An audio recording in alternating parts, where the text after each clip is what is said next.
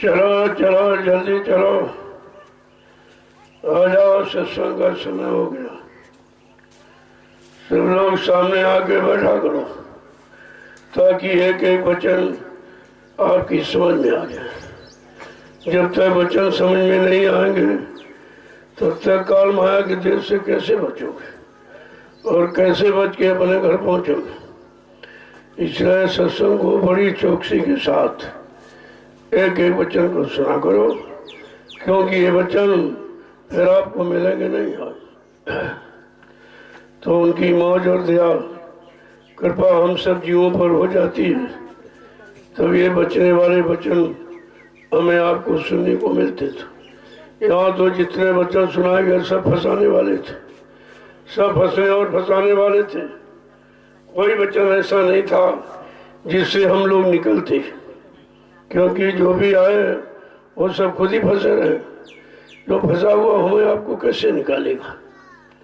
इसलिए संत महापुरुषों ने बड़ी दया कृपा मेहरबानी हम सब कलयुग के गंदे जीवों पर की कि हमें ऐसे वचन सुना दिए जिससे हम निकलने की तैयारी करने लगे। हमें यही नहीं मालूम था कैसे निकला जाता। हम तो समझते जहाँ हमें वो अच्छी तरह से यही सब कुछ, इसके अलावा कुछ नहीं।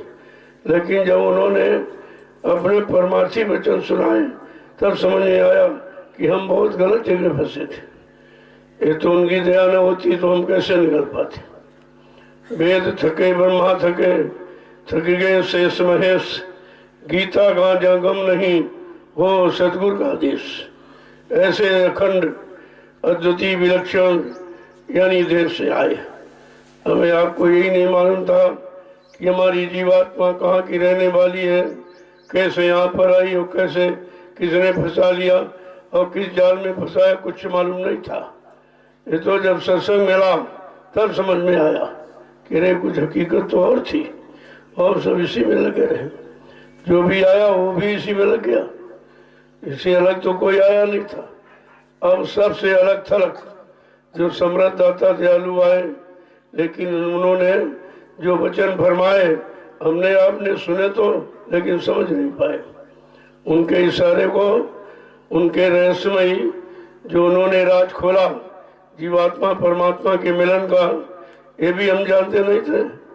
ये तो जब धीरे धीरे सुनने को मिला, कुछ वचन सुनने लगे आप, कुछ समझ में आने लगे, तब ये समझ में आया कि हम तो बहुत गलत जगह फंसे। संत महापुरुष अपनी जीवात्मा को निकालने के लिए आते। उनका और तुम्हारे शरीर रंग रूप धन दौलत रुपए पैसे जमीन जायदाद उनका कोई मतलब नहीं है। ये तो तुम्हारा परमार्थ में लगा देते हैं, यही कौन कम है।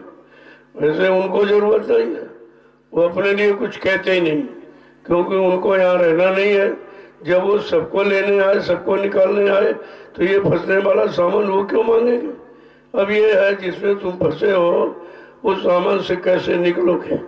तो निकालने के लिए आपके सामान को ले लिया, क्योंकि आप बड़ी ने श्रद्धा सेवा भाव से दिया और उसको तुम्हारे काम में लगा दिया। उस काम में लगा दिया जिस काम में तुम लगाना नहीं जानते थे, यानी परमार्थ में लगा दिया। क्योंकि परमार्थ का यह रास्ता कोई नहीं जानता था कि परमार्थ किसे कहते हैं, परमार्थ है क्या। क्योंकि जितने आए सब स्वार्थ लोभ लालच में फंसे रहे, उन्हें परमार्थ की जानकारी नहीं थी। जब परमार्थी वचन उन्होंने सुनाने शुरू किए तब जीवों की समझ में आया, अरे तो परमार्थ का रास्ता है, सच्चा रास्ता परमार्थ का, और यानी झूठा रास्ता स्वार्थ का, लोभ और लालच का। जय गुरुदेव, जय गुरुदेव, जय गुरुदेव, जय गुरुदेव। नाम किसका? प्रभु का। जय गुरुदेव। नाम किसका? प्रभु का। जय गुरुदेव। नाम किसका? प्रभु का। प्रभु का प्यारा नाम। जय गुरुदेव। सम्राट दाता दयालु पूज्य स्वामी जी महाराज, आज के इस प्रातःकालीन नैमिषारण्य की तपोभूमि पर लघु सत्संग में सम्मिलित होने वाले समस्त गुरु प्रेमी जनों, बड़े सौभाग्य के दिन होते हैं मानव जीवन को, तब ये सत्संग वचन सुनने को मिलते हैं।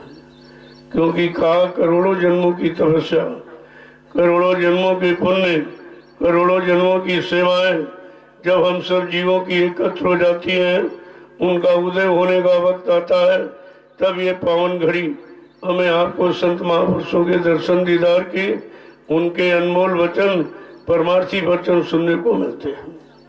इसलिए जब भी मौका मिल जाए तो ये समझना चाहिए हमारे पर हरि और गुरु की कृपा हो रही, वो अपनी कृपा दृष्टि करना चाहते हैं। इसलिए हमें इशारा करते हैं, हमें बुलाते हैं और बुला करके परमार्थी वचनों को सुनाते हैं कि तुम सब लोग अपने घर चलो, यहाँ तुम्हारा कोई नहीं। तो वो अपनी जीवात्मा को जगाने आए, वो कोई हाँ मन को ठीक करने तो आए हैं, लेकिन वो रात पाट धन दौलत से मिलाने नहीं आए, वो इससे आपको छुटकारा दिलाने। इसमें तो हम सब लोग पहले से फंसे थे। अगर यही काम वो करते तो फिर निकालने वाला कौन होता। तो इसलिए वचन को बड़ी सावधानी से सुनो कि महापुरुषों ने कैसे मेहनत की।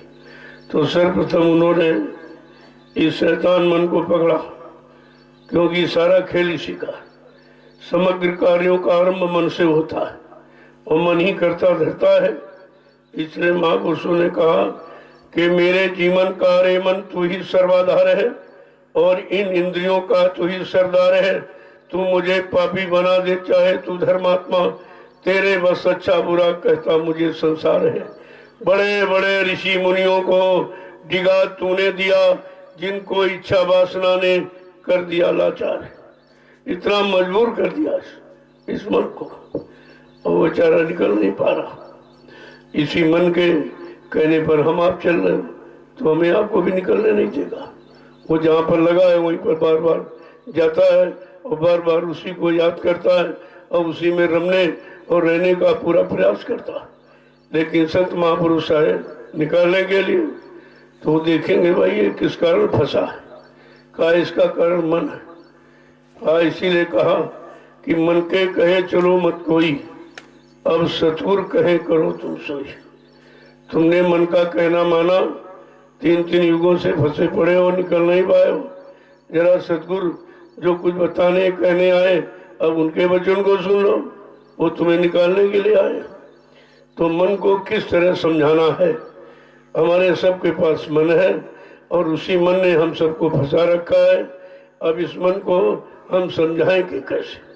जब तक परमार्थी वचन नहीं सुनोगे तब तक मन को उधर भोगों से हटाकर इस परमार्थ के रास्ते पर आप लगा ही नहीं सकते हो।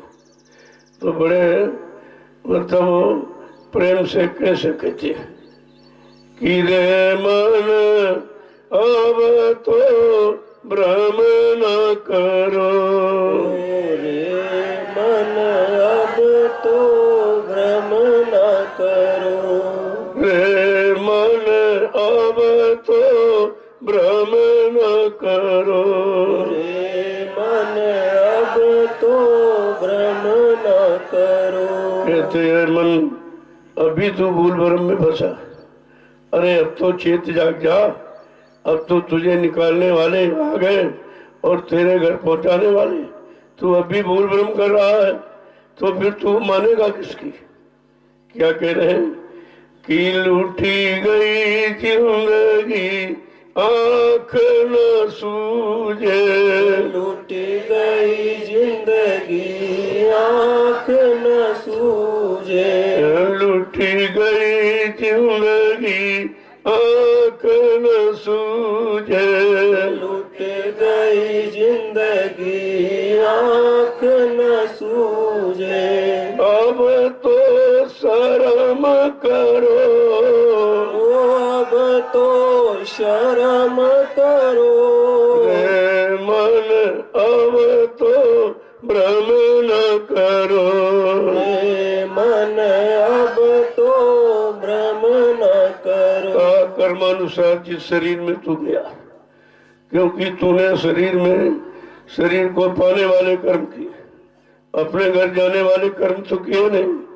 बार बार ऐसे कर्म करता रहा ये 4,84 लाख जो जिसम शरीर बनाए, इन्हीं में जाने वाले कर्म किया है और तू सब में लुटता रहा। कहने का मतलब किसी शरीर में गया तुमको उसमें परमानेंट रहने नहीं दिया गया। कुछ दिन रहा और निकल गया, कुछ दिन रहा फिर मर गया, फिर पैदा हुआ, फिर मर गया, फिर पैदा का, इसी जन्म मरण के चक्कर तू लगाता रहा। अरे कुछ तो अब शर्म कर, ये कब तू छोड़ेगा, कब ऐसे कर्म करेगा जिससे तू अपने घर तक विधाम पहुंचे। आगे क्या कह रहे हैं कि साथ छोड़ संसार में फंसी गए, साथ छोड़ संसार में फंस गए, साथ छोड़ संसार में फंसी गए, साथ छोड़ संसार में फंस गए। नक सिख कपट भरो, नक सिख कपट भरो, हे मन अब तो भ्रम न करो, हे मन अब तो भ्रम न करो। आज जो सच्चा रास्ता तेरे घर जाने का था वो संत महापुरुषों के सिवा कोई नहीं जानता, तू उधर की तरफ क्यों नहीं चलता। और ये जिसमें तू फंसा है तो कपट का, इसमें पैर के नाखून के अंगूठे से लेकर चोटी तक सब भ्रम ही भ्रम है, सब कपट ही कपट है। अरे इस रास्ते को छोड़ और सही सच्चा रास्ता जो संत महापुरुष बताते हैं, पकड़ाते हैं तेरे घर जाने का, उसे ले लिया। आगे क्या करें कि कोई उम्र अकारथ बंदे, कोई उम्र अकारथ बंदे, कोई उम्र अकारथ बंदे, कोई उम्र अकारथ बंदे, कबहू न भजन कियो, कबहू न भजन कियो, रे मन अब तो भ्रम न करो, रे मन अब तो भ्रम न करो। जहाँ जहाँ जन्म मिलता रहा तू सारी उम्र यूं ही खोता कमाता रहा।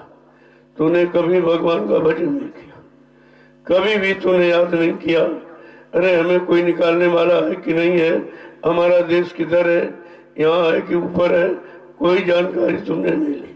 सारा समय जीवन का तूने बर्बाद किया, इसलिए और कभी तूने भजन नहीं किया, कभी इस मालिक को याद नहीं किया।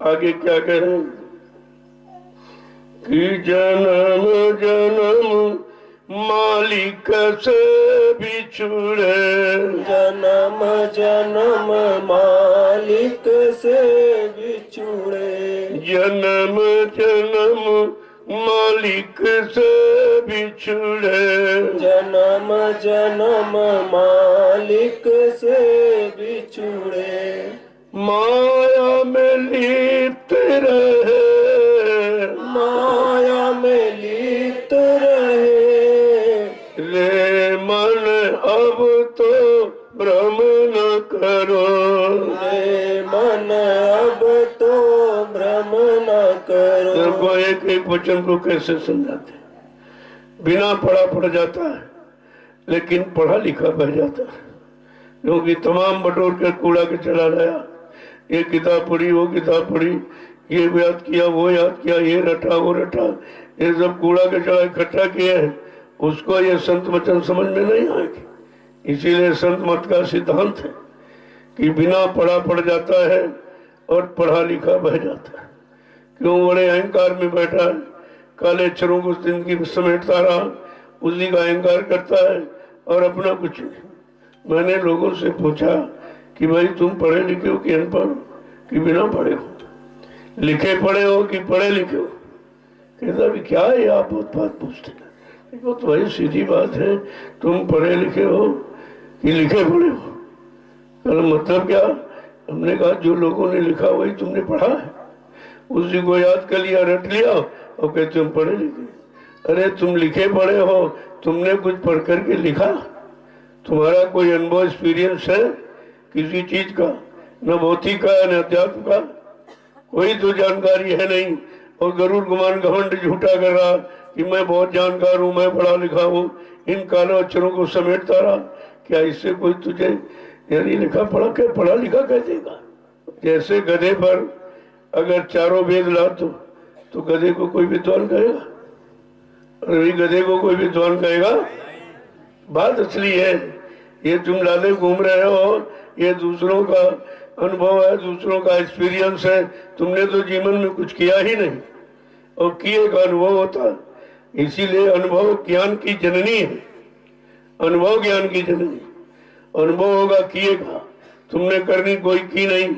जिन लोगों ने करनी की और करनी करके कुछ लिख दिया, हम आप उसी को रटते याद करते रहते हैं, उसे में झूठा गरुड़ गुमान घमंड करते हैं कि हम बहुत जानते। कितनी बड़ी अज्ञानता है। जो सच्चा ज्ञान आत्मज्ञान है उसे तो कोई पकड़ता नहीं। तो समझा के क्या कह रहे हैं कि जन्म जन्म मालिक से बिछड़ माया में लिप्त रहे। जो काल माया ने अपनी कर्मों की भोगों की रचना बनाई, उसे में तुम लिप्त रहे, लगे रहे। लेकिन मालिक तो जो जन्म मिला यहाँ 4,84 लाख में, उसमें तो मालिक की याद है। केवल मानव शरीर में है, वो भी शरीर आप भोगों में कमा रहे हो, उसमें भी आप भूल गए हो। और तो किसी शरीर में अस्थावर स्मज उंडज पिंडज जितने में है, और तो किसी में अवसर है ही नहीं आपके लिए। किसी शरीर में जीवात्मा जग के परमात्मा से मिल नहीं सकते, ये अधिकार नहीं है। ये अधिकार केवल मानव तन को मिला।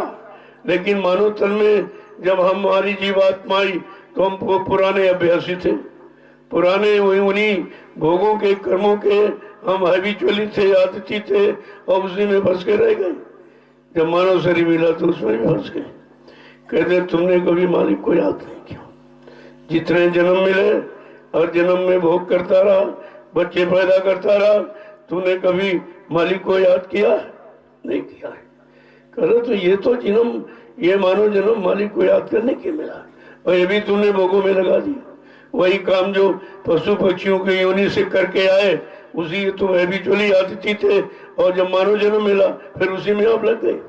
तो कहता भी भजन कब करोगे, मालिक को कब याद करोगे? 1300 जन्म से भोगों में जा रहा। कितने बच्चे पैदा करके आए हो, गिनती नहीं। कभी तुम उनके माँ बाप बने, वो तुम्हारे माँ बाप बने। ये तो सिलसिला बहुत पुराना है, और उसी पुराने सिलसिले में हम लगे रहे। और जो कलयुग का ये नया जो सिलसिला चला कि मतलब जीवात्मा जगह परमात्मा से मिले, ये तो आपने सुना नहीं था। और सुनाने वाले आए तो तुमने उनकी न सुनी न मानी, तो तुम फिर उसी में फंस के रह गए। तो एक वचन को देखो कैसे समझा के कह कि अब तक मूल अब तक भूल रहा अपने को, अब तक भूल रहा अपने को, अब तक भूल रहा अपने को, अब तक भूल रहा अपने को। कुछ तो जतन करो, कुछ तो जतन करो, रे मन अब तो भ्रम न करो, रे मन अब तो भ्रम न करो। आप तक जितने जन्म मिले, पशुओं में, पक्षियों में, जंगली जानवरों में, कीड़े मकोड़ों में, उसमें तो मालिक को भूला रहा कि उसमें याद करने का कोई तरीका ही नहीं।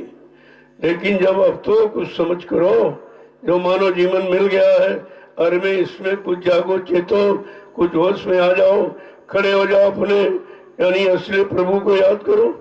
आगे क्या रहे कि निद्रा में सो के रात गमाई, निद्रा में सो के रात गवाई, निद्रा में सो के रात गमाई, निद्रा में सो के रात गवाई। दिन नहीं चैन पर, ओ दिन नहीं चैन परो, रे भ्रम न करो। रे मन अब तो भ्रम न करो। ए रात गमाई सोए के, दिवस दिवस गवायो खाए, और हीरा जन्म अमूल था कौड़ी बदले जाए। सारी रातें सोने में निकाल दी और सारा जीवन कमाने खाने में चला गया। कहते तुमने जिस काम के लिए प्रभु परमात्मा से मांग कर जीवात्मा मानव तन को लाई थी, वो तो आपने किया नहीं। उसने केवल एक मांग की थी, अब प्रभु कृपा करो, यही बात थी। सब तज भजन कर दिन रात। ऐ प्रभु ऐसी कृपा दिया करो कि हमें गर्भावस्था में जो आने जाने की स्थिति से हटा दो। मैं कभी गर्भ में ना हूं, न मेरा जन्म हो न मरण। ऐसे हमको अब की बार यहाँ से निकाल लो, और मैं जब बाहर जाऊंगी तो दिन रात तुम्हारा भजन करूं। और तुम क्या कर रहे? ये पढ़ाई लिखाई ये तुम्हारे काम नहीं आई। ये तो पेट भरने की कला है। कब तक तुम पेट भरते रहोगे? और पेट ये भरने वाला नहीं। सुबह भरो, दोपहर खाली, दोपहर भरो, शाम खाली, शाम भरो, सुबह फिर खाली। जिस पेट के लिए सारा जीवन चला गया कमाने धमाने में, इसमें उसमें, और ये कभी भरा नहीं। तो कह रहे हैं समझा करके, अरे भाई तुमने सारी रातें अपनी जीवन की सोने में गंवा दी और सारे दिन कमाने खाने में गंवा दिया। और जिस काम को तू कह के आई थी वादा करके, वो प्रभु का भजन तो तूने किया नहीं। जब वो तूने काम किया नहीं है तो पूछेगा जब मालिक के दरबार में जीवात्मा तुम्हारी जाएगी, तो ये नहीं पूछेगा तूने शादी ब्याह किया कि नहीं किया, बाल बच्चे तेरे हुए कि नहीं, घर मकान दुकान बनाया कि नहीं बनाया, ये नहीं पूछेगा। वो तो ये पूछेगा तुमने जो वादा किया था पहली दिन रात भजन करूंगी, तूने भजन किया कि नहीं किया, अपनी जीवात्मा को जगाया कि नहीं जगाया, जीवात्मा को जगाने वाले संत महापुरुषों से मिला कि नहीं मिला, उनसे युक्ति ली कि नहीं ली, और नाम की कमाई की नहीं की, ये पूछेगा। अब तुम क्या जवाब दोगे? कहोगे ये तो नहीं किया। पहले जाओ इसको, इन नरकों में हजारों वर्ष इनको जलाओ, सड़ाओ और गलाओ। वहां की स्थिति कितनी खराब। उधर जीवात्मा बेचारी यानी मारी जा रही, पीटी जा रही, इधर शरीर जलाया जा रहा। तुमने तो दोनों चीज बिगाड़ दी, न इधर करे न उधर के, न इधर कुछ मिला न उधर कुछ मिला, क्योंकि मिलने वाला रास्ता तुमने अपनाया नहीं। तुमने केवल खराब करने वाले यानी जितने रास्ते थे उसी को आपने अपनाया। तो कह रहे क्या एक एक वचन को कि अब भी संभल मूढ़ मन रोगी, अब भी संभल मूढ़ मन रोगी, अब भी संभल मूढ़ मन रोगी, अब भी संभल मूढ़ मन रोगी। प्रभु का ध्यान धरो, प्रभु का ध्यान धरो, प्रभु का ध्यान धरो, प्रभु का ध्यान धरो। रे मन अब तो भ्रम न करो, रे मन अब तो भ्रम न करो। जहाँ जहाँ तूने जन्म लिया सोने और खाने कमाने में जीवन चला गया। अरे ए मन भोगों का रोगी, अरे कुछ तो संभल, कुछ तो याद कर कि तू कहाँ से आया और कहाँ रह गया, कैसे जाएगा, कैसे पहुंचेगा। क्या कह रहे हैं कि प्रभु का ध्यान करो, उस मालिक का ध्यान करो।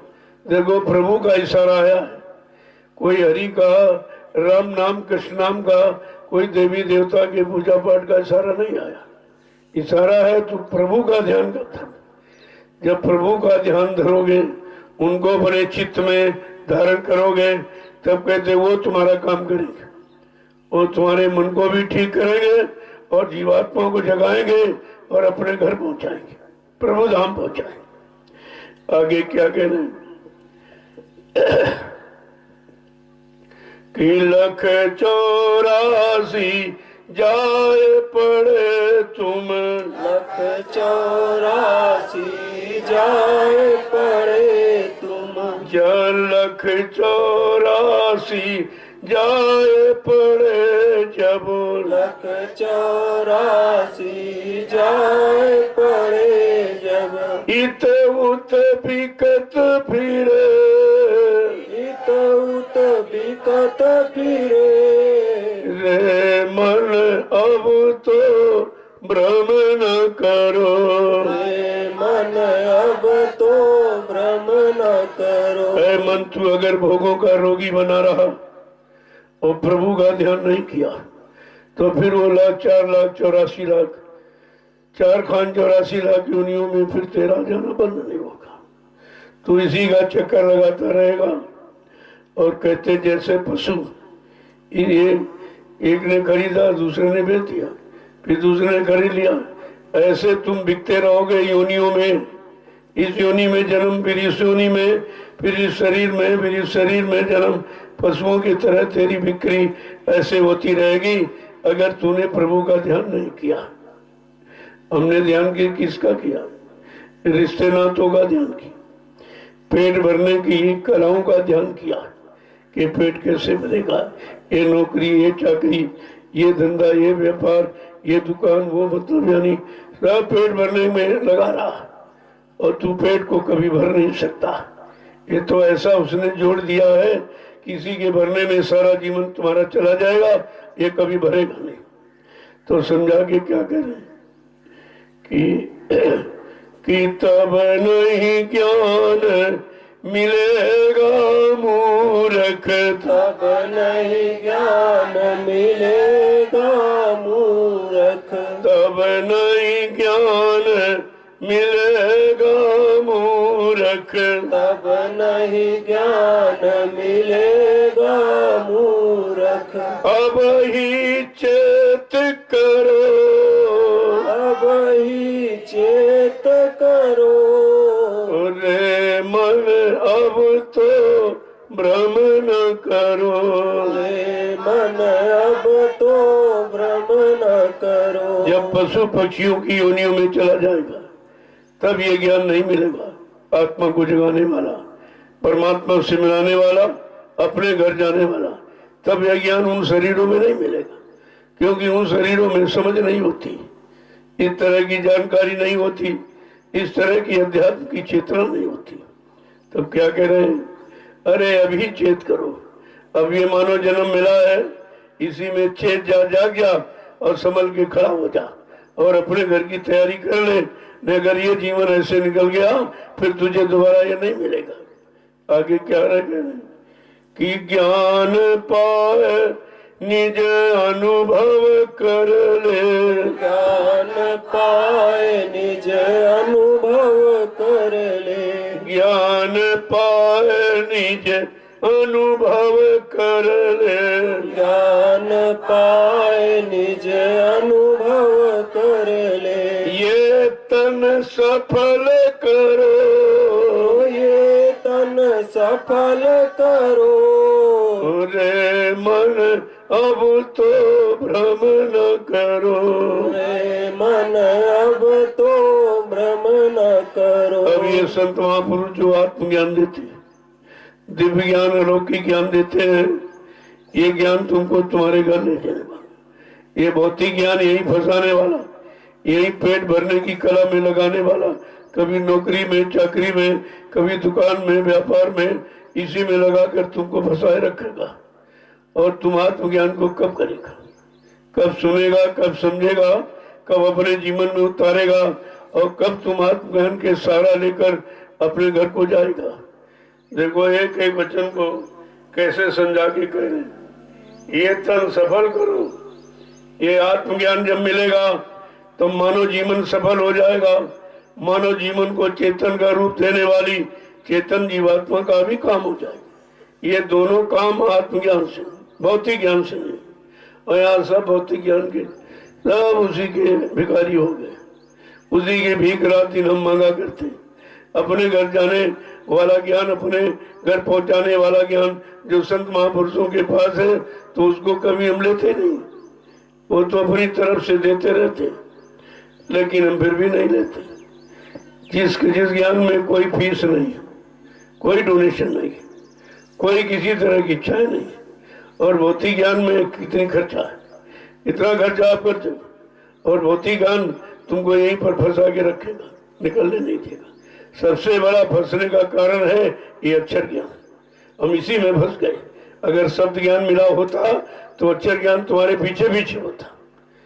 जिसको आत्मज्ञान हो गया उसको सारा ज्ञान, इधर का भी उधर का बीच का सारे लोगों का ज्ञान हो जाता। लेकिन हम अभी इस बात को समझ कहाँ रहे कि महापुरुष कौन सा ज्ञान देने आए हैं, जिस ज्ञान को देकर वो तुमको सारे ज्ञानों का ज्ञान करा देंगे, सारे लोगों का मंडलों का ज्ञान करा देंगे, सबकी जानकारी आपको दे देंगे। तुम सारे लोगों को देखते चलोगे लेकिन फंसोगे किसी में नहीं, अपने घर में चले जाओ। अब क्या करें समझा के, ज्ञान पानी अनुभव कर ले, ये तन सफल करो। ऐसा वो आत्मज्ञान देने आए हैं तो अपने जीवन को सार्थक बना ले सार्थक। अरे भाई, कमाते केवल मनुष्य कमाता है, और किसी को कमाते देखा तुमने? पशु पक्षी कोई कमाते, खेती करते, कोई व्यापार करते, कोई दुकान चलाते, कोई नौकरी करते, कुछ नहीं, और तुमसे अच्छा खाते। ये अपना आकाशी पिता उनको सब कुछ देता है, क्योंकि वो एकमात्र अपने आकाशी पिता पर ही भरोसा किया, और हमने आपने भरोसा छोड़ दिया। हम अपने भरोसे पर आ गए कि हम नहीं करेंगे तो खाएं क्या, हम कमाएंगे नहीं तो खाएं क्या। अरे ये पशु पक्षी क्या करते, क्या इनको भोजन नहीं मिलता है? लेकिन वो अपना ही भोजन करते और तुम मिला जुला करने लगे। उसी मिलावट वाले भोजन के लिए तुम रात दिन मेहनत करने लगे थे। जो कुदरत ने दिया है, अगर वैसा हम प्रयोग करते, हमारे ऋषि मुनि तो भोजन करते थे और जंगलों में रहते थे। कोई खेती नहीं, कोई कुछ नहीं, कोई दुकान दफ्तर नहीं, कोई मकान दुकान कुछ नहीं। कितना बड़ा ज्ञान था उनके अंदर, और केवल प्रकृति के द्वारा दिए हुए भोजन पर बिल्कुल निर्भर थे। जो प्रकृति ने फल फूल इतने भोजन बनाए मनुष्य के लिए, कमाने की जरूरत नहीं थी। लेकिन तुमने जो तुम्हारा वास्तविक भोजन था वो तो आपने खत्म कर दिया। अब ये मिलावट वाला हमने शुरू किया। ये भी जैसे सब्जी आप ले आए तो सब्जी अगर ऐसी खाओ तो सब्जी खाते हो, लेकिन नहीं, उसको पेड़ से तोड़ा तभी सब्जी खत्म, फिर चाकू से काट दिया और खत्म, फिर तेल में भून दिया, सब कुछ खत्म, कुछ नहीं रहा।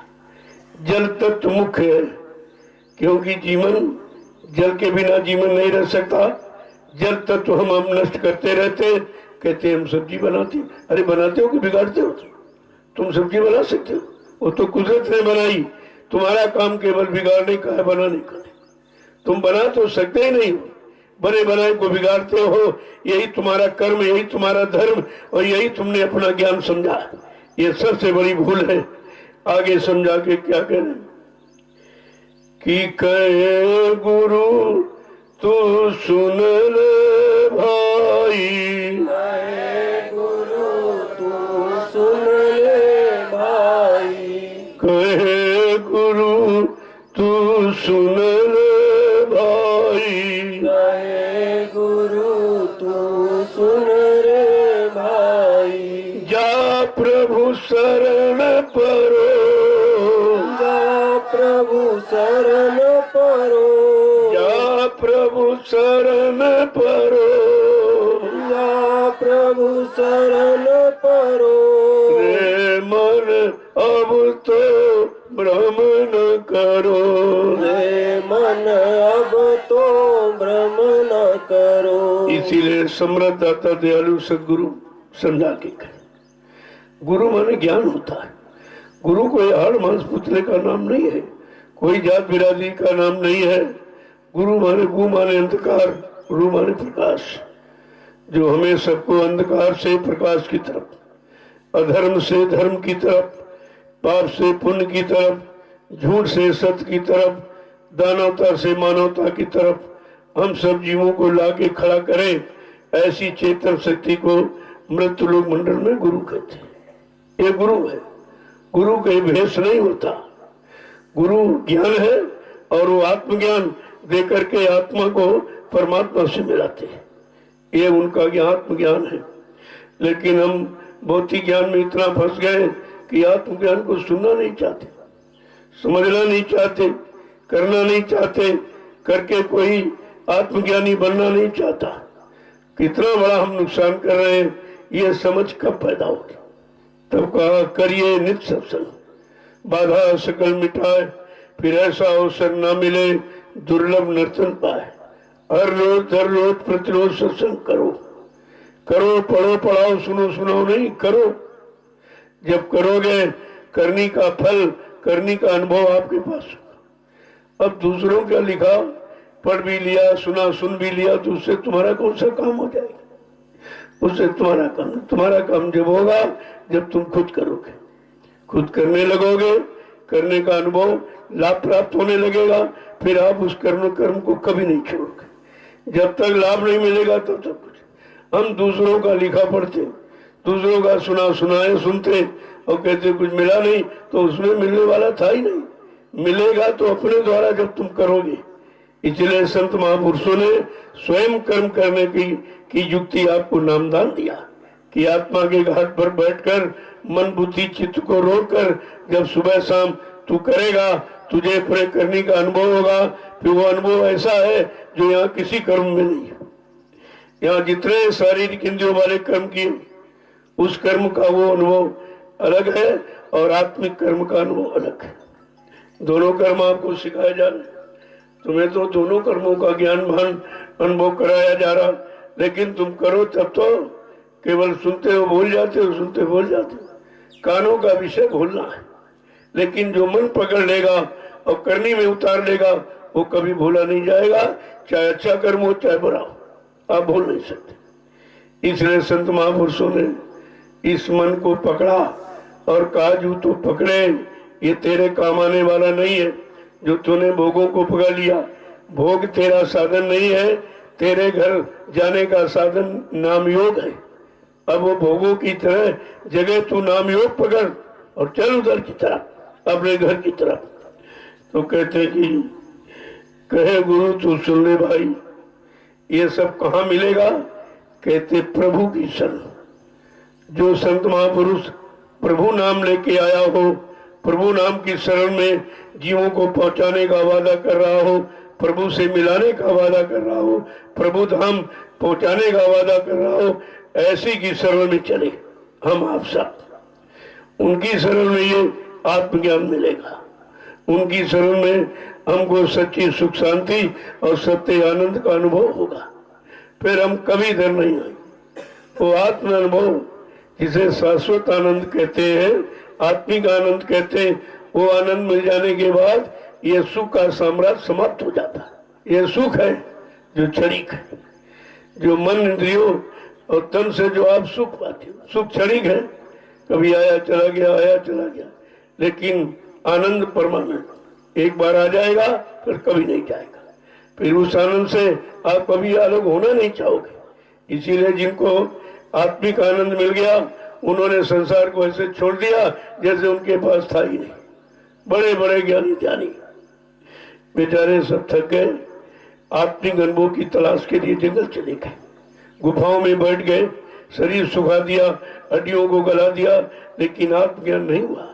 आत्मज्ञान ऐसे नहीं होता जब तक आत्मज्ञानी नाम भेदी शब्द भेदी संत सदगुरु नहीं मिलेंगे और वो आत्मज्ञान नहीं देंगे, तब तक हम आत्मा को जगाने वाला ज्ञान यहाँ प्राप्त नहीं कर सकते। ये इन किताबों में नहीं लिखा हुआ, जहाँ हम ढूंढते रहते खोजते रहते। इनमें तो ये शरीर इंद्रियों में से जिन्होंने जो भी कर्म अच्छा बुरा किया उसी का अनुभव इसमें लिख दिया, और वही हम पढ़ेंगे तो वहीं तक हम भी सीमित रह जाएंगे। भाई जहाँ की शिक्षा मिलेगी वहीं तक तो आप जानकारी कर सकते हो। जहाँ का ज्ञान मिला ही नहीं, शिक्षा आपको मिले नहीं, रास्ता आपको मिला नहीं, तो भी रास्ते पर चलकर तुम कैसे पहुंचोगे? तो सारे रास्ते भोग पाने के थे, भोगों में लिप्त रहने के थे। उन्हीं रास्तों को सामने रखा गया, उन्हीं रास्तों पर हम आप चलते रहे। लेकिन कोई आत्मज्ञानी, कोई आत्मभेदी शब्द भेदी यहाँ आया नहीं और उसने ये रास्ता बताया नहीं। और जब आए तो हम अब उनको पहचान नहीं पा रहे। क्योंकि ऐसा कभी आया नहीं था यहाँ भूमंडल पर, और इस तरह का आत्मज्ञान किसी ने दिया नहीं। जो भी आया सब भौतिक ज्ञान का जानकार है, और भौतिक ज्ञान का हमें आपको जानकारी दी गई। भौतिक माने जो नष्ट होने वाला या हमारे केवल शरीर से संबंधित जानकारी देने वाले को भौतिक ज्ञान कहना, और आत्मा को जगाने वाला, आत्मा को घर पहुंचाने वाला, परमात्मा से मिलाने वाला, वो आत्मज्ञान केवल सदगुरु के पास, किसी के पास नहीं। तो वो कितनी बड़ी चीज आपको बिना मांगे मिल गई। इसी को कहते हैं नाम धन। ये अमूल्य धन है, इसकी कोई कीमत नहीं कर सकता। हम आप कितने बड़े गुरु के ऋणी है भी, जिन्होंने हमको आत्मिक धन दिया। उस धन के हम कितने बड़े ऋणी, और धन का कर्जा तो चुका नहीं पाए, और रानी कलंक और लगाने लगे। वो मर के चले गए, वो धोखा दे के चले गए, दगेबाजी करके चले गए, ये आप कलंक और लगाने लगे। तो कितना बड़ा अपराध जीव से हुआ, और अब भी अपराध को स्वीकार नहीं कर रहा, निरंतर उसी अपराध को दोहरा रहा है। तो ये बेचारे कब निकल पाएंगे, कैसे घर पहुंच पाएंगे? लेकिन जो दया करने आए हैं वो तो सबको निकालेंगे। देर अबेर सबेर कुछ भी हो जाए, निकालेंगे सब। जैसे पतंग उड़ाने वाला जब आसमान को पतंग को आसमान में फेंक देता है, तो देखने वाले कहते बहुत दूर चली गई, न डोरी दिखाई दे रही, न उड़ाने वाला दिखाई दे रहा, पता नहीं पतंग किसके हाथ लगेगी। लेकिन जो उड़ाने वाला है वो तो जब चाहेगा तब पतंग को, डोरी को समेट कर पतंग को अपने पैर के अंगूठे पर रख लेगा। इसलिए जिन्होंने नाम दान दिया वो कहीं चले जाएं, कहीं भूल भ्रमित हो जाए स्वार्थ लोभ लालच में, लेकिन जिसने नाम दान दिया जब अपनी डोर खींचेगा तो समेट कर अपनी शरण में लाके खड़ा कर लेगा। ये उनका काम है, ये हमारा आपका काम नहीं, उनका काम। हम ही केवल लगे रहे यही बहुत है, हम ही बने रहे अपनी जगह यही बहुत है। तुम दूसरों को कैसे ला सकते हो, क्योंकि वो पता नहीं आए कि न आए। हो सकता है वो तुम्ही को बहका दे, भरमा दे, और तुम भी छोड़कर बैठ जाओ। तो समझाओ उतना जिस समझाने में तुम्हारी समझ न चली जाए, नहीं तुम समझ को खो दोगे और फिर तुम उसी में चले जाओगे। तो कहा इतना समझाओ कि तुम्हारी समझ कहीं खत्म न हो जाए। इसलिए अपने आप को देखो, जब अपने को देखने लगोगे जो तुम हो वही सब है। ये ज्ञान जिस दिन हो जाएगा, इसको कहते हैं मानो को मानो का ज्ञान हो गया, तब मानो मानो में प्रीत हो जाएगी। सब मानो एक दूसरे से प्रेम करेंगे, एक दूसरे के काम आएंगे कि वो समझ चुके हैं जो हम हैं वही यो है, ये है। जितनी भूख प्यास हमारे में उतनी इसमें है, जितना मान सम्मान सामान हमको चाहिए ये सबको चाहिए। तब आप एक दूसरे से राग द्वेष करना बंद कर देंगे। लेकिन इतना आसानी नहीं है। बहुर काल करिए सत्संगा, तबे होए संशय संभंगा। जब बहुत समय तक सत्संग करोगे, सुनो सुनाओ पढ़ो पढ़ाओ नहीं कहते, करोगे, तब तुमको भूल भ्रम संशय संदेह तुम्हारा जाएगा। ऐसे जाने वाला भी नहीं। ये सत्संग सब काम करता है, बुराइयों से अलग करता है, अच्छाई की तरफ ले जाता है, बुराई को छुड़वाता है, अच्छाई को भरता है। ये सत्संग ही तो करता है।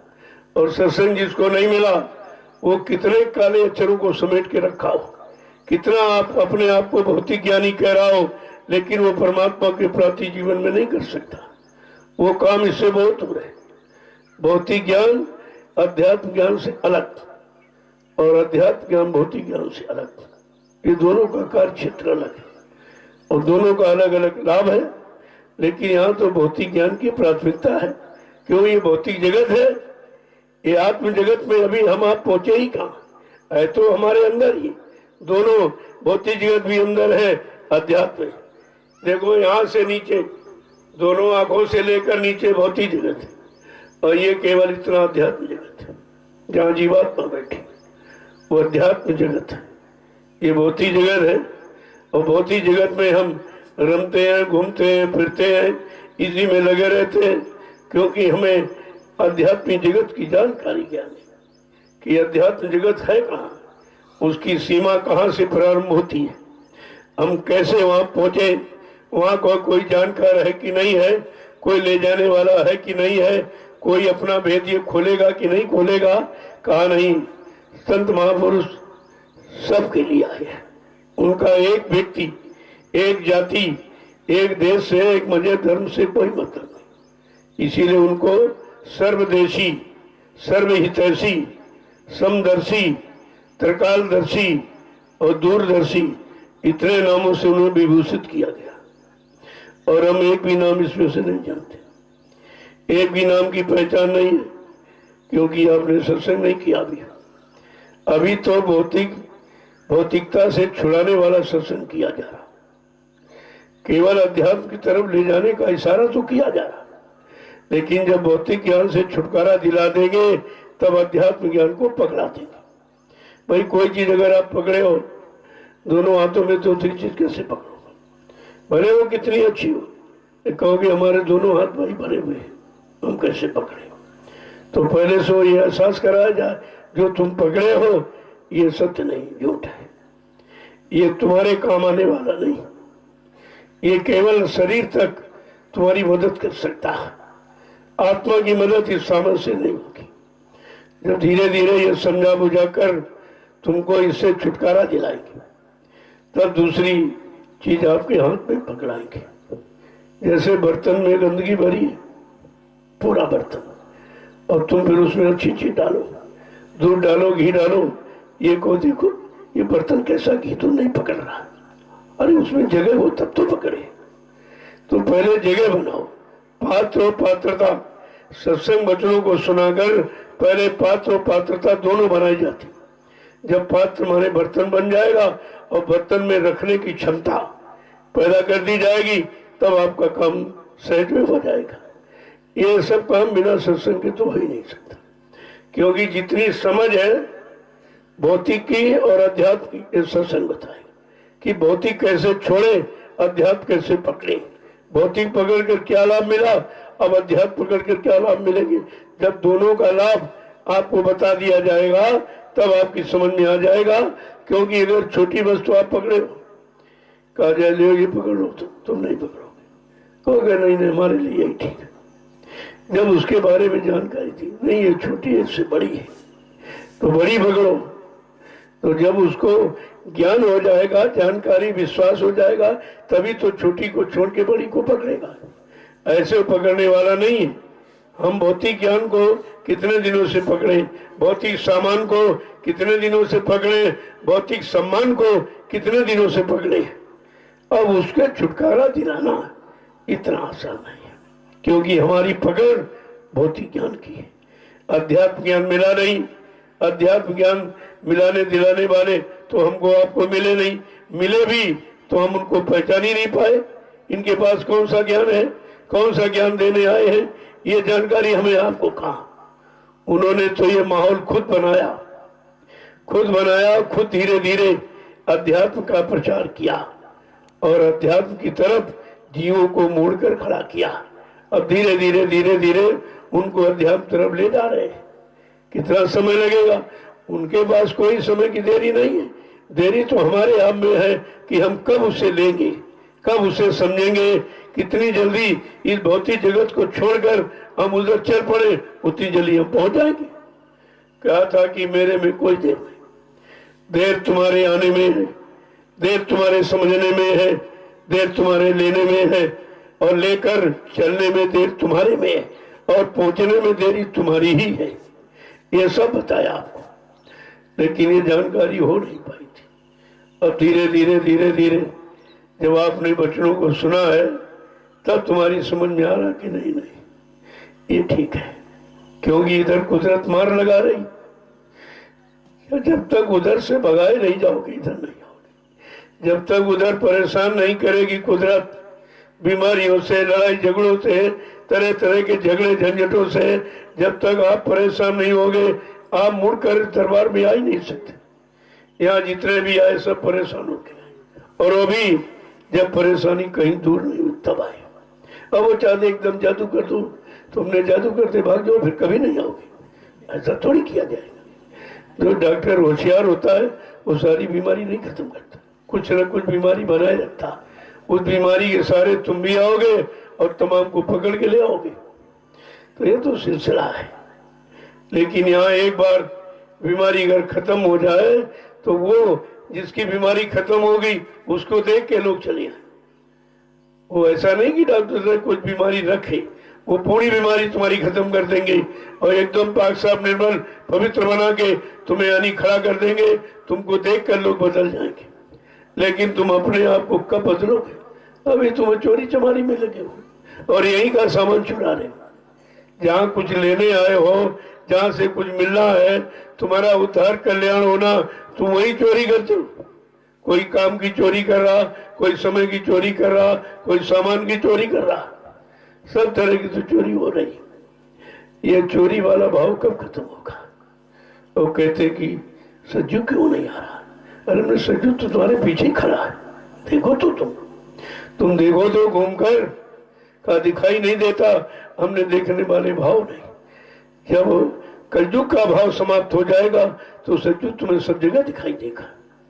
लेकिन दो चीज एक साथ रह नहीं सकती, अच्छा बुरा, पाप पुण्य, ये दो एक साथ नहीं रह सकते। सूरज चांद, रात और दिन एक साथ नहीं रह सकते। इसी तरह कलयुग सज्जुग एक साथ नहीं रह सकता। तभी तो आपको बताया गया कि कलयुग में कलयुग जाएगा और कलयुग में सतयुग आएगा। पहले समझो इसको, अभी तक इस सेंटेंस को लोग नहीं समझ पाए। कलयुग में कलयुग जाएगा और कलयुग में सतयुग आएगा। ये में शब्द क्यों लगा? जब कलयुग के अंदर सतयुग आ जाएगा तो कलयुग को मार भगाएगा, तभी तो रह पाएगा। भाई एक म्यान में दो तलवार थोड़ी रह पाती। बात तो पहले समझना चाहिए। कितना एक बार कॉन्फ्रेंस हुई और बाबा जी को बुलाया गया और 45 पत्रकार, बड़े अच्छे जो अपने आप को मतलब समझते थे, अपने को अच्छा समझते थे। जब वो इकट्ठे हुए तो ऐसे बीच में बैठा लगे और 4-4, 5-5, 10-10 प्रेमी खड़े हुए पत्रकार। कहते महाराज कि वो क्या दूरदर्शी ही अच्छी है? कहते मैंने कब कहा है? मैंने कहा जब तुमको लोग अच्छे ना मिले और अच्छा काम न करे तो मैंने 1 करोड़ को टाट बोरा पहराया। वो तुम्हारा काम करेंगे और तनख्वाह नहीं लेंगे। वो तनख्वाह नहीं लेंगे, बिना तनख्वाह के तुम्हारा काम कर देंगे। मैंने उनको ऐसी शिक्षा दे रखी, अगर तुम्हें जरूरत पड़े तो तुम्हारा काम कोई न करता हो तो बता देना, हम तुमको देंगे। कहा नहीं। फिर खड़े हुए कुछ लोग कह रहे कि आपका रामराज कब आएगा? कह बड़ी मेमोरी तुम्हारी कमजोर है, इसलिए मैंने विधि वालों पर लिखवाया। अरे भाई मैं रामराज की क्यों बात करूंगा? जो समय निकल गया मैं उसकी बात नहीं करूंगा, जो समय आगे आ रहा मैं उसकी बात कर रहा हूं।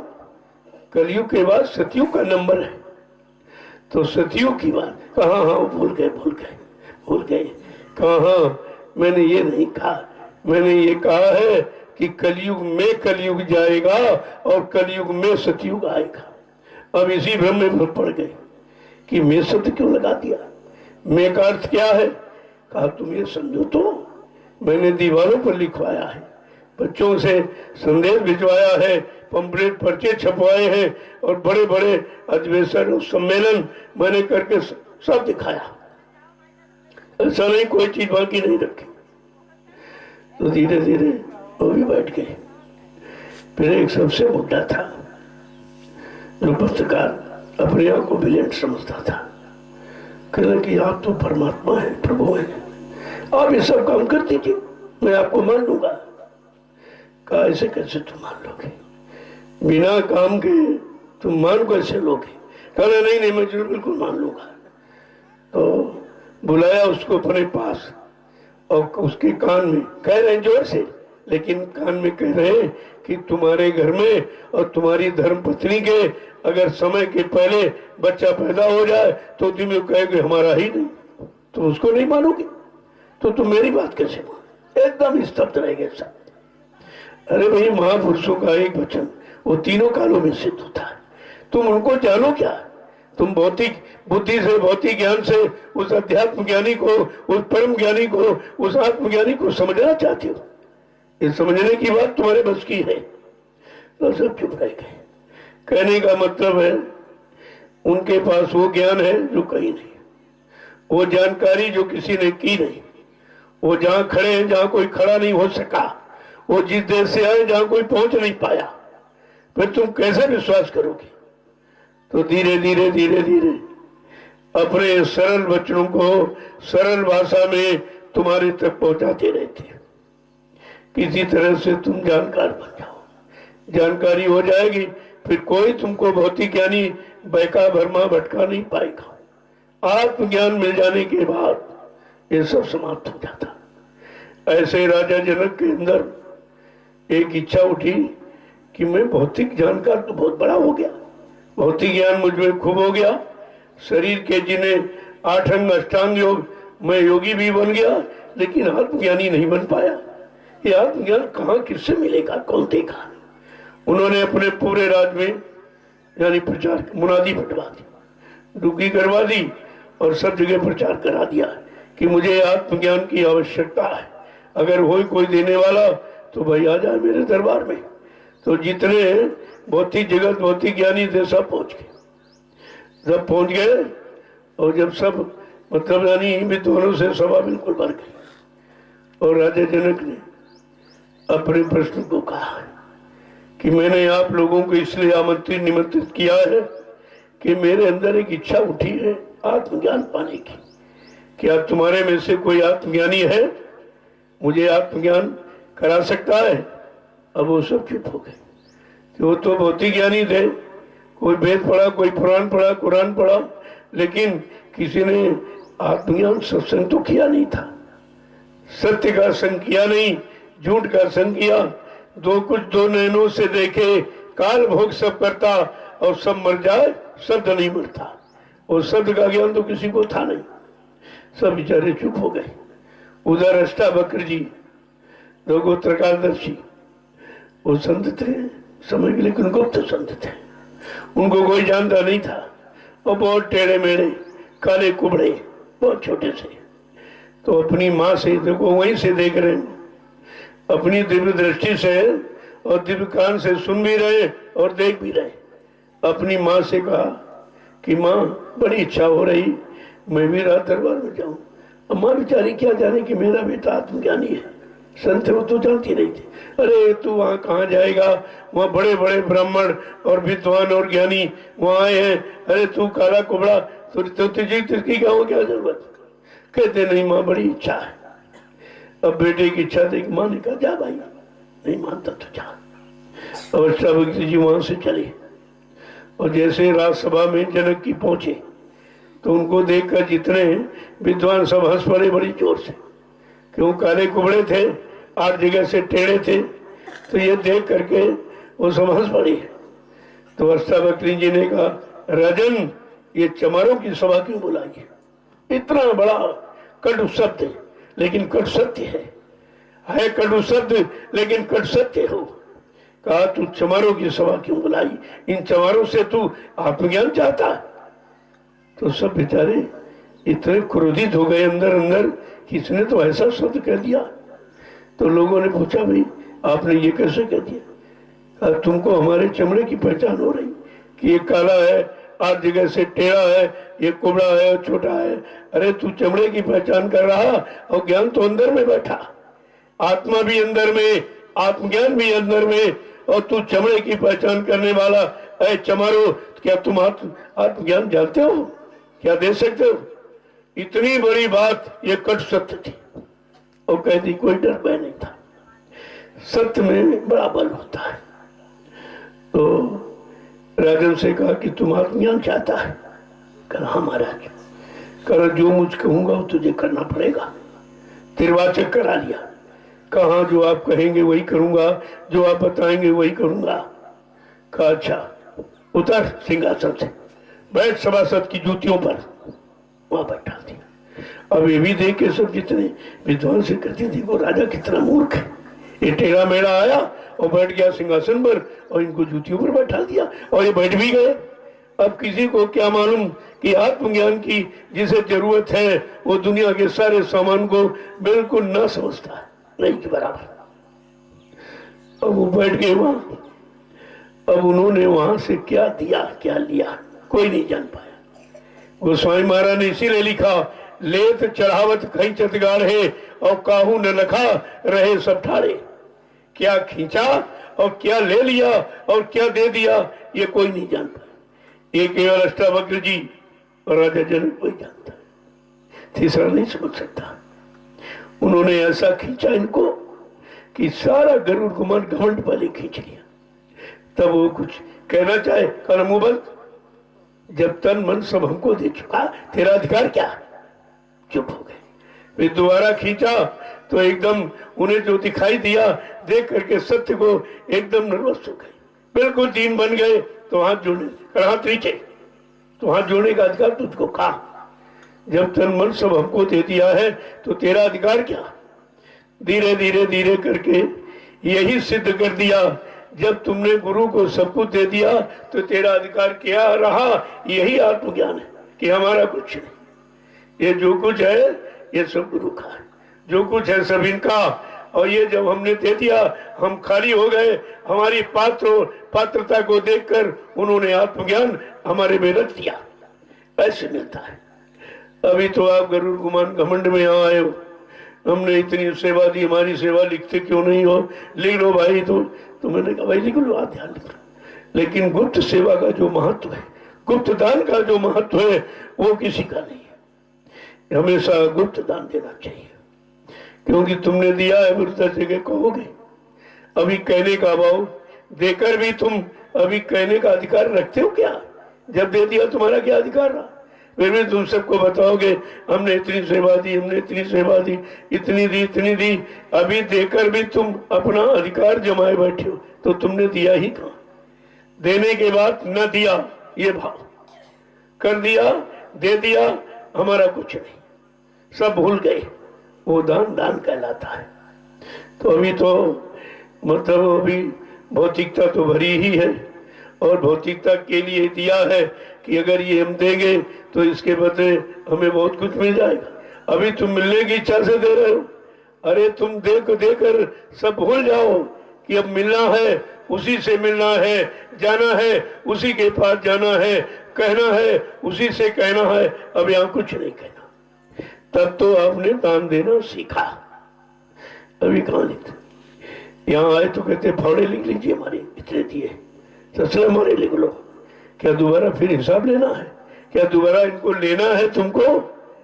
तो देना देकर भी हम देना नहीं सीख पा रहे, और ले लिया तो लेना नहीं सीख पाए, और ले लिया तो रखना नहीं जान पाए, और रख लिया तो संभाल करना नहीं जान पाए। अभी तो कोई चीज ऐसी पैदा नहीं हो पाई है जिससे तुम कुछ कर सको, केवल तुमको उस करने के लायक बनाया जा। सेवा सत्संग सुना के, सेवा में लगा के, सुमरन निर्मजन करा के, ये तीनों क्रियाएं जब तुम पूर्ण रूप से करने लगोगे तब तुमको करना आएगा। फिर धीरे धीरे तुम सब कुछ भूल जाओगे, इन्हीं क्रियाओं में मस्त हो जाओगे, लग जाओगे। सब संसार तुम्हारे लिए कुछ भी नहीं रहेगा। तब समझो कि आप में पात्रता आई है, तुम पात्र बन पाए हो गुरु के काबिल, और गुरु की वस्तु के लेने रखने के काबिल तुम बन पाए हो। तब ये चीज दी जाती, ऐसे थोड़ी दी जाती। जय गुरुदेव, जय गुरुदेव, जय गुरुदेव। नाम किसका, जय गुरुदेव। नाम किसका, प्रभु का प्यारा नाम। जरा खड़े हो जाइए तो लोगों इतनी स्फूर्ति होनी चाहिए। खड़े होने का इशारा हमारा कहीं और का है, शरीर का नहीं है। कि अभी तुम जितनी जल्दी खड़े हो जाओगे, किसके लिए, अपनी बनाने के लिए, और जितनी जल्दी चल पड़ोगे उतनी जल्दी अपनी मंजिल पर पहुंच जाओगे। तो ये चुस्ती फुर्ती लाना है। अब आलसी नहीं बनना। आलसी बने रहोगे तो कभी काम नहीं होगा आपको। तो यहाँ जो भी कराया जा रहा है सब अपने घर जाने का, इधर रहने वाला कोई काम नहीं। कराया तो इधर जाएगा, उधर जाने की। जब इधर कर लोगे, इधर ही समझ लोगे, समझ के छोड़ दोगे तो अपने घर चल पड़ोगे। फिर चलने में कितनी देर है? अभी तो इसी इसको मजबूती से पकड़े हो और पकड़ने के लिए यहाँ से भी दया मांगते हो कि ये दे दीजिए, वो दे दीजिए, वो दे दीजिए। लेकिन जो चीज देने आया है वो अपनी चीज देगा कि दूसरी दे देगा? वो अपनी चीज में लगाएगा कि दूसरे के सामान में लगा देगा? तुम कितना रोज चिल्लाओ, वो चीज नहीं मिल रहा। हाँ, ये जरूर कहा इतना तुमको दूंगा कि भूखा सोने नहीं दूंगा, नंगा रहने नहीं दूंगा, तुम्हारा सामाजिक पारिवारिक कार्य कोई रुकेगा नहीं, वो एंड टाइम पर किससे कैसे करा दिया जाए। लेकिन तुम एक काम करो, भजन करने लो। एक काम दिया गया हमें, आप आज तुम भजन करने लगो, तुम्हारी सारी मनोकामनाएं पूरी कर दी जाए। बताइए, सारी मनोकामनाओं की पूर्ति का एक साधन भजन, वो भी हम नहीं कर पा रहे क्योंकि उसकी तरफ आपका रुझाव झुकाव आपका नहीं है।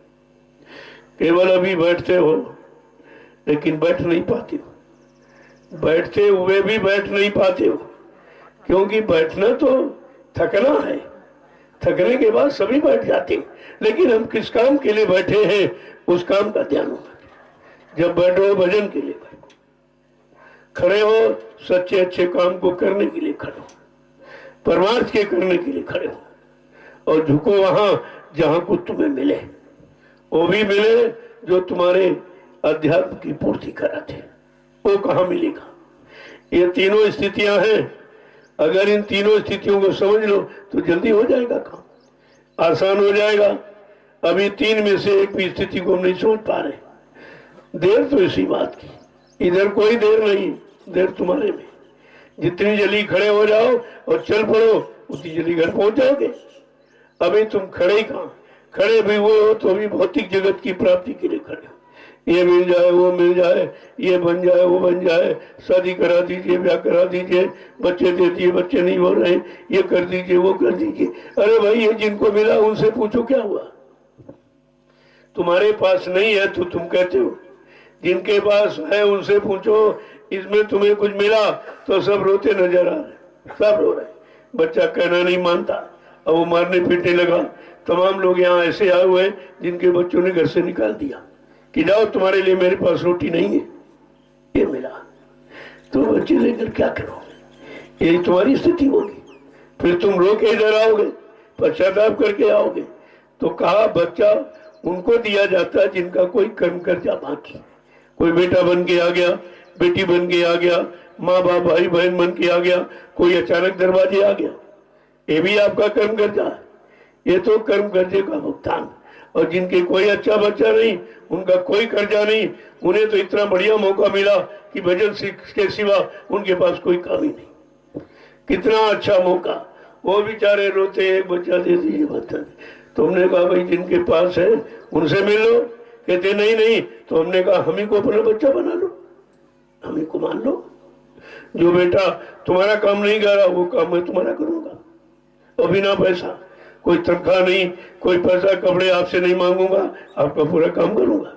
तो मतलब किसी तरह तुम तैयार तो हो जाओ, लेकिन तुम्हारी तैयारी कुछ नहीं। वही नापाक वस्तुओं को मांगते रहते जो तुम्हारी नहीं है। ये नापायदार है, ये कोई तुम्हारे साथ जाने वाली, तुम्हारा कोई साथ देने वाले नहीं है। जिस दिन आपको ये आत्मज्ञान अनुभव हो जाएगा, आपको आप मांगना भौतिक जगत का बंद कर दो। कहते कुछ नहीं, हमको कुछ नहीं चाहिए। तभी कहा गया चा गई चिंता मीठी, मनुआ बेपरवाह, जिनको कछु न चाहिए वो साहन के साथ। वो बादशाहों के बादशाह हैं जिनको शरीर का कोई काम नहीं चाहिए। ऐसी स्थिति कब बनेगी? ऐसा भाव कब बनेगा? जब तक भाव नहीं तब तक भक्ति नहीं, जब तक भक्ति नहीं तब तक शक्ति नहीं, तो शक्ति नहीं तो जुक्ति नहीं, और जुक्ति नहीं तो मुक्ति नहीं। कैसे मुक्ति मिलेगी? जय गुरुदेव, जय गुरुदेव, जय गुरुदेव। नाम किसका? प्रभु का। जय गुरुदेव। नाम किसका? प्रभु का। प्रभु का प्यारा नाम। जय गुरुदेव। जोर से बोलो, सब मिल बोलो, बोलना होगा। गुरुदेव दुख दर्द हरेंगे, जय गुरुदेव सब कष्ट मिटेंगे, जय गुरुदेव सुख शांति भी देंगे। जय गुरुदेव सबके दाता, जय गुरुदेव सबके मालिक, जय गुरुदेव प्रेम से बोलो।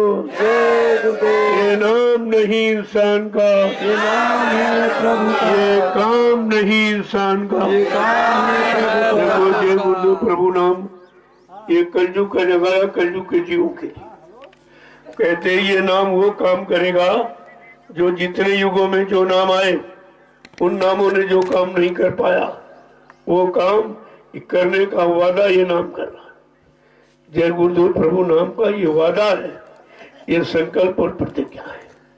इसलिए ताकि आपको नाम में कोई भूल भ्रम न हो जाए कि नाम तो हम लोग बहुत ले रहे हैं, उनसे तो कोई काम हो रहा है न मालूम कितने दिन से सीताराम जप रहे हैं, राधा कृष्ण जप रहे हैं, हरि ओम कह रहे हैं, लेकिन काम तो कुछ हुआ नहीं।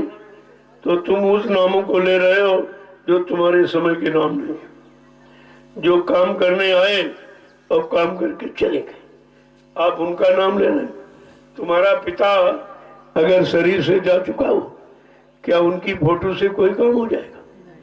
क्या उनको बुलाने से कोई काम तुम्हारा करेंगे घर का? वो बस इसी तरह आपको समझ लेना चाहिए।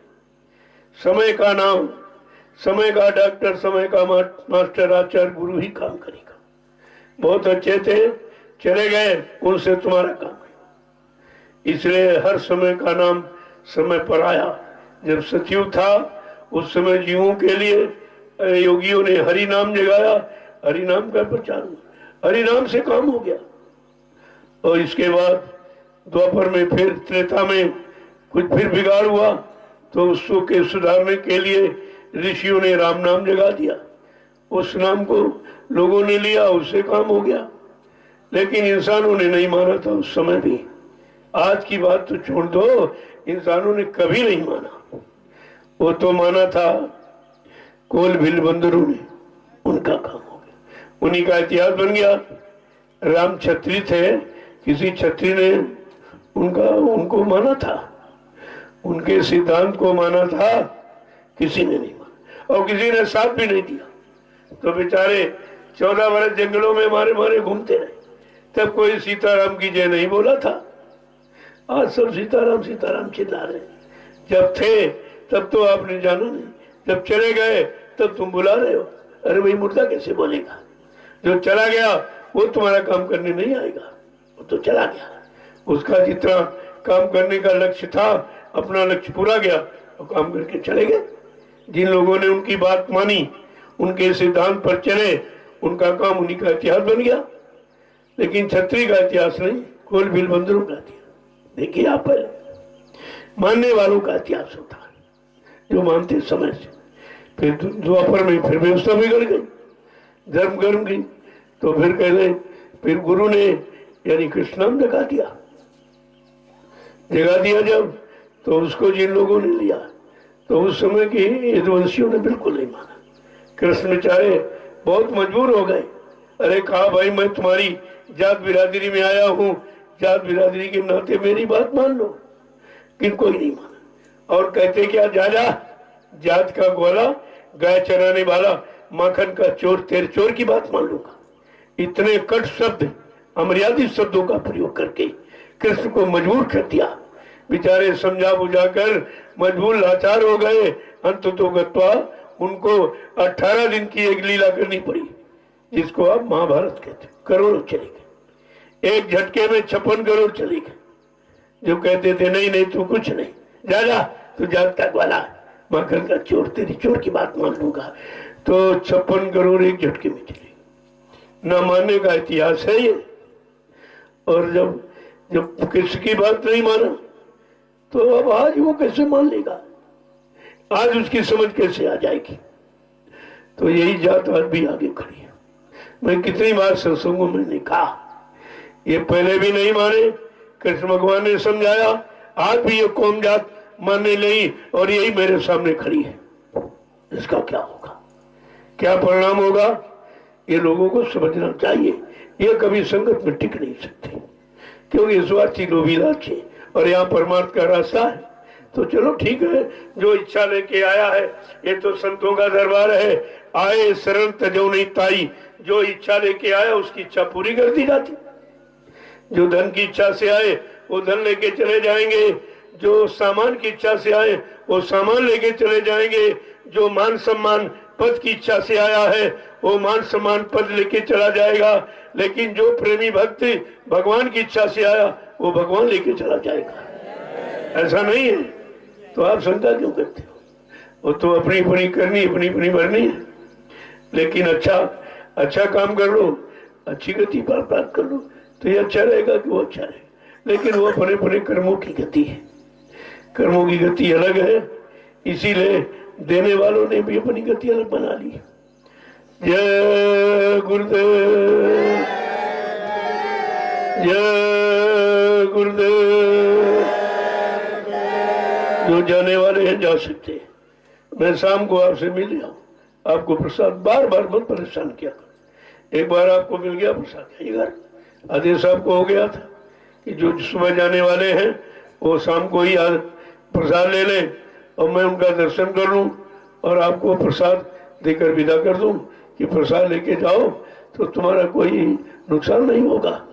वो तो सब काम आपको पहले कर दिया गया। शाम को जो जाने वाले जा सकते हैं, बाकी शाम को फिर सबसे मिलूंगा, फिर सबका दर्शन करूंगा, सबको प्रणाम करूंगा, सबको प्रसाद दूंगा। ये तीनों काम हिंदुस्तान में कहीं नहीं हो रहे। कहीं आप चले जाओ, किसी मिशन में चले जाओ, किसी धर्म यानी धार्मिक संस्था ट्रस्ट में, कहीं मंदिर मस्जिद के जाकर गुरुद्वारों कहीं चले जाइए, ये तीनों काम आपको नहीं मिले और बिना इन तीनों कामों से आपका काम नहीं होगा। वो काम केवल नैमिषारण्य की तपोभूमि पर हो रहा और यहाँ से संदेश सबको दिया जा, ताकि कोई ये न कहे अरे भाई मुसीबत आपत्ति के समय कोई कहने वाला नहीं था, कोई बताने वाला नहीं। हर कोई न कोई तो कहने वाला होना चाहिए। जैसे महाभारत में सब जुटे रहे, लेकिन महात्मा विदुर ने त्याग पत्र दिया था।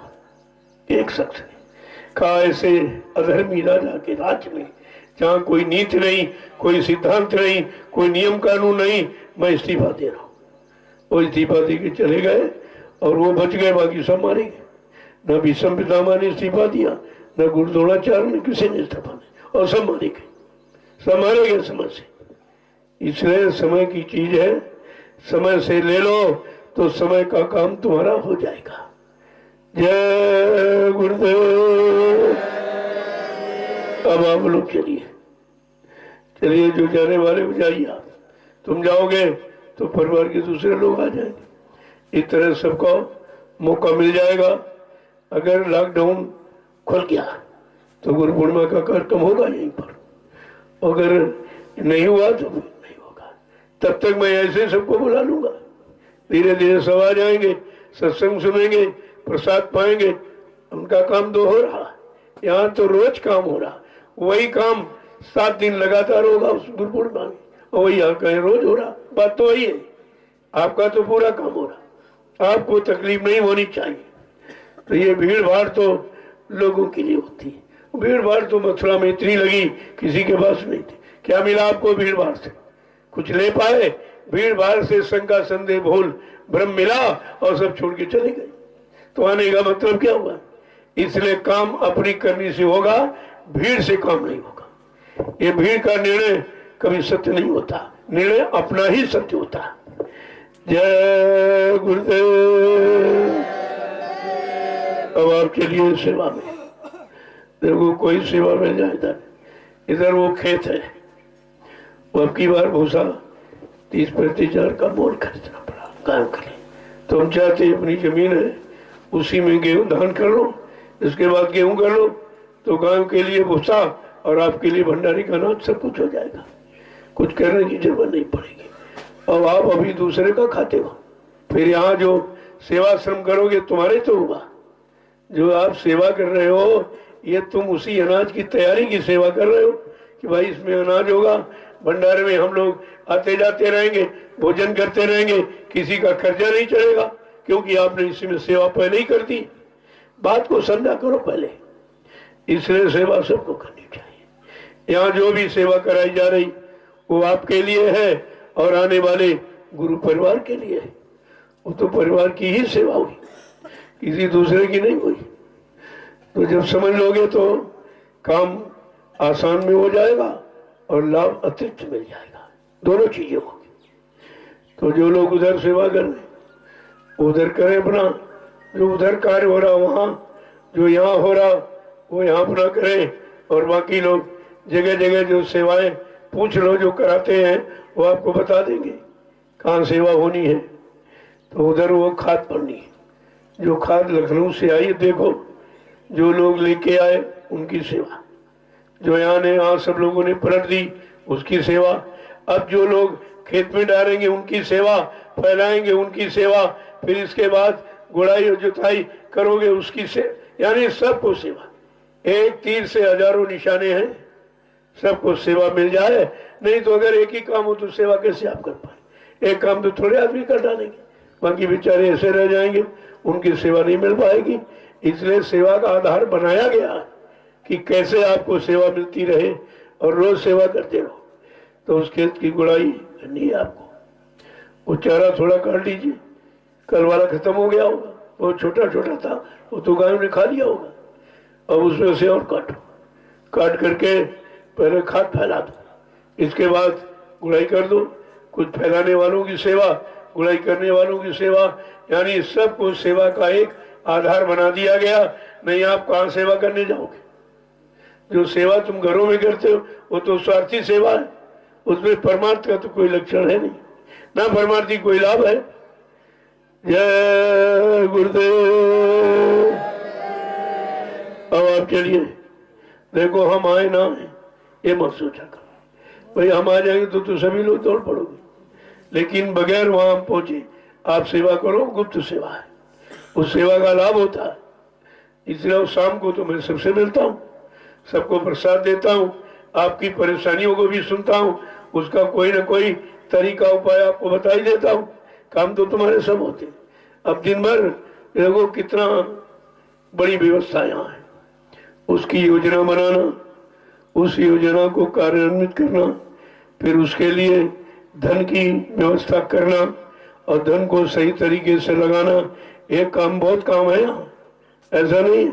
तुम्हारे तो एक परिवार का 2-4 लोगों का बर्डन है, यहाँ तो लाखों का बर्डन दिमाग पर है, लेकिन मैं कोई बर्डन नहीं समझता। ऐसा जो मैं पागल हो जाऊं फिर, ये तो कितने लोग सुनाने बातें, ये बीमारी है, जगह ये झंझट, अगर मैं इस तरह सुनो तो मतलब पागल हो जाऊं फिर। लेकिन नहीं, तुरंत समाधान बताता हूँ, और व्यवस्था है, उस व्यवस्था को व्यवस्थित ढंग से चलाने का तरीका बना दो, बस तुम निश्चिंत हो जाओ। और तुम चिंता लादे घूम रहे हो, अगर ऐसी चिंता करूं तो मैं तो एक दिन नहीं रह सकता। कितना बड़ा दिमाग पे बर्डन आप देखिए, तुम्हारे बस परिवार में 2-4 लोग हैं, यहाँ तो लाखों लोग हैं, फिर आगे करोड़ों आएंगे, उनकी व्यवस्था है। एक तरह से नहीं, करोड़ों की व्यवस्था। तुम्हें सौंप दिया, तुम भाग जाओगे यहाँ से, रुक नहीं पाओगे कि भाई ये काम मेरे बस का नहीं है। जब यही थोड़ा काम उसी से लोग हो रहे हैं, कहते रहे बड़ा ये काम नहीं वो, हमने कहा अभी तो शुरुआत है, तब तुम परेशान हो, आगे जब आएगा काम तब तुम क्या करोगे? इसलिए उस काम को करने के काबिल बन जाओ। धीरे धीरे छोटे काम से शुरू करो और बड़े काम में कोई अड़चन, कोई परेशानी आपको नहीं होगी। इसीलिए छोटी सेवा से शुरू करो, बड़ी सेवा भी कर लोगे आप, क्योंकि कराया तुम्हें से जाएगा, क्योंकि कर्म कर्जा तुम्हारा उतारना है और किसी का नहीं। तो बिना यानी कर्म किए तो कर्म कर्जा उतरेगा नहीं, कर्म करके ही कर्म कर्जा चढ़ाया है। अब ऐसे कर्म करा दिए जाए कि आपके कर्म कर्जे उतर जाए। देखो दोनों बातें हैं भाई, शरीर से आपने किया सब कुछ अच्छा बुरा, तो शरीर को जब तक परमार्थी सेवा में नहीं लगाओगे तो कर्म कर्जा कैसे उतरेगा? तो ये समझ कर कि हम अपना ही काम कर रहे हैं, हम किसी के लिए और किसी का नहीं, हम अपने लिए अपना काम कर रहे हैं। जब ये भाव बन जाएगा तो अपना काम समझ कर करोगे तो तुम उसमें अहंकार गुरु गुमान घमंड नहीं आएगा आपको।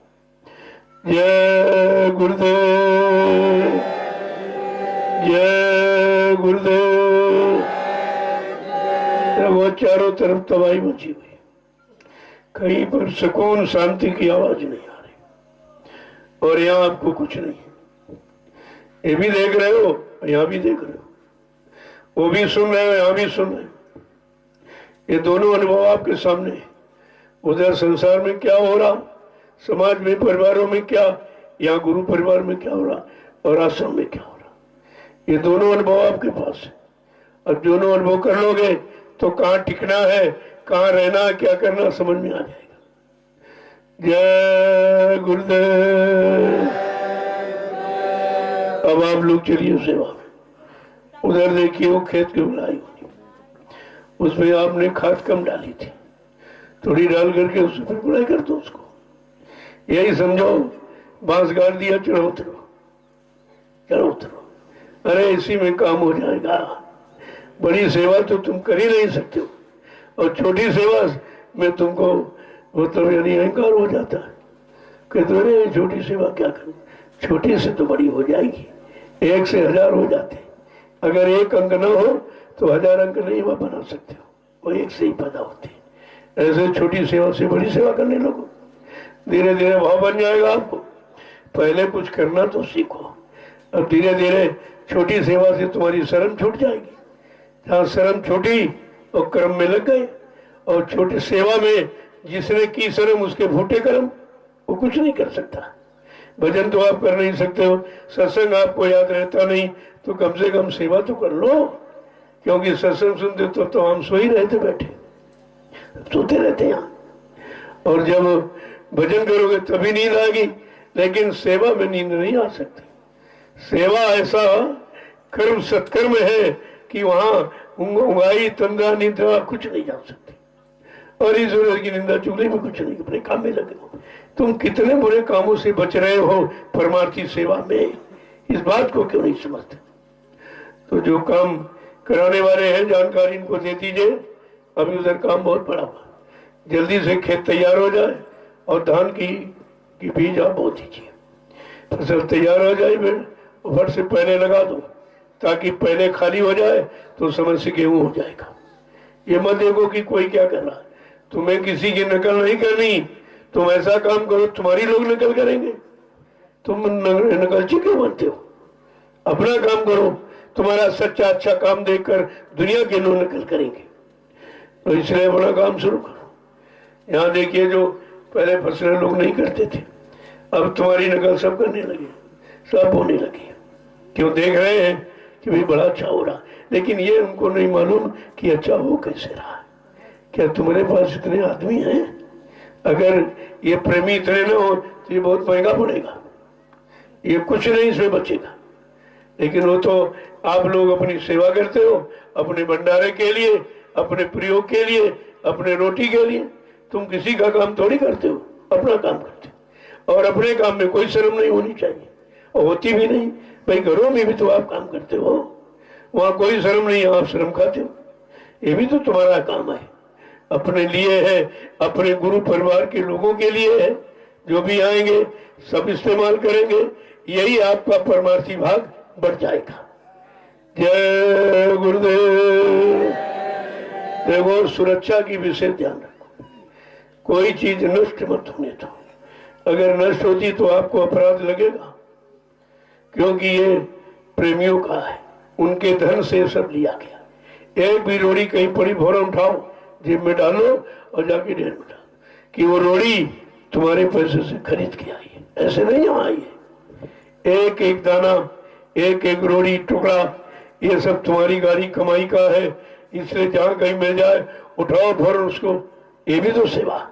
अरे इतना तो सेवा कर ही सकते हो, कहीं रास्ते में कोई रोड़ी टुकड़ा वहां से यहाँ तक पड़ गया, फौरन उठा के ले आओ, ये भी तुम्हारी सेवा हो गई। कम से कम तुम्हारे में ये तो है कि हमारी है, ये हम प्रेमियों का धन खराब बर्बाद न हो, सही अच्छी जगह लगे, ताकि उनको इस अच्छे लगने का उनको लाभ मिल जाए। ये सब ध्यान रखा करो। ये देखो कितने तसले फावड़े थे, कहाँ चले गए, तमाम तो लोगों ने बेच लिए। जिन्होंने बेच लिए खुद ही बिक गए, खुद बिक गए, वो दिखाई नहीं देंगे अब संगत में। जो यहाँ का नुकसान करता है वो दोबारा आने के काबिल नहीं रहता। हमेशा के लिए बेचारा छूट जाता है। तो यही कहा जा रहा है ऐसा काम मत करो, नहीं और जगह फिर अच्छी कहीं है नहीं, और तुम कहीं जाओगे वहां और मारे पीटे जाओगे। यहाँ तो तुम्हारी क्षमा भी, चलो एक बार गलती हो गई तो भाई क्षमा मांग लो कि हमसे भूल चूक हो गई, आगे नहीं होगा तो आपको माफ कर दिया जाता है। यहाँ कोई सजा देने का दरबार ये नहीं है, लेकिन तुम गलत काम करके खुद ही सजा पा जाती हो। तुम्हारा मन सजा दे रहा, गवाही नहीं दे रहा कि चले चले आश्रम, चले आश्रम, फिर लौट कर वापिस कभी नहीं आती। तो यहाँ तो मैं तो किसी को भगाता नहीं, मैं तो बुलाते रहता हूँ, आइए आइए आइए। अब तुम अपनी खोटी करनी करके अब खुद ही भाग जाओ, चले जाओ, तो उसमें हमारा क्या दोष है। जय गुरुदेव, जय गुरुदेव। यहाँ आपको आदर्श सीख के जाना, आदर्शवान बनने आए हो, और कहा भी आपसे जाता है सत्संगियों तुम्हें आदर्श बनना है, संदेश सतगुरु का तुम्हें चरितार्थ करना है, ये काम करके दिखाना है। और तुम ही चोरी चमारी करते रहोगे तो कैसे ठीक होगे, तुम ही लापरवाही करते रहोगे तो कैसे काम बनेगा। तुमको तो अपना आदर्श प्रस्तुत करना है, इसी में गुरु की गौरव गरिमा है, गुरु का महत्व है, गुरु की यानी मतलब उनकी गौरव गरिमा, उनका महत्व है। अगर तुम कोई गलत काम करोगे तो गुरु बदनाम होता, तुम तो होगे तुम्हारी क्या है, लेकिन गुरु बदनाम होता है। फिर गुरु का मिशन जो मेहनत से बनाया वो बदनाम होता। तो इसलिए ऐसा कोई काम मत करो जिससे गुरु पर कोई कलंक, कोई लांछन आवे, और तुम तो गैर बेकार हो ही जाओगे हमेशा के लिए। फिर तुम गुरु दरबार कभी आ नहीं पाओगे, और कहीं ये दरबार आपको मिलेगा नहीं। जय गुरुदेव। गुरु नाम की नकल करके कोई भीड़ बना ले वो बात एक अलग है, लेकिन गुरु का काम नहीं कर सकता, नकल कभी असल होती ही नहीं। इसलिए यहाँ तो सच्चाई का रास्ता है और सबको दिया जा रहा, कोई भेदभाव नहीं रखा जा रहा कि भाई छोटा है, गरीब है, अमीर है, कोई पढ़ा लिखा अनपढ़ है, कोई हिंदू है, मुसलमान, कोई स्त्री है, पुरुष है, ये कोई भेदा नहीं। यहाँ बिल्कुल समान दृष्टि, समान भाव, तभी तो लोग आएंगे, तभी लोग समझेंगे। आज सब जगह से विश्वास उठ चुका है, तो कोई ना कोई विश्वास की जगह तो होनी चाहिए। आखिरकार विश्वास कहाँ से होगा, किससे होगा, और विश्वास पात्र हम किसके बने जिससे हम हमारे अंदर विश्वास मजबूत और अटल बन जाए, ये सब आपको सोचना है। जय गुरुदेव।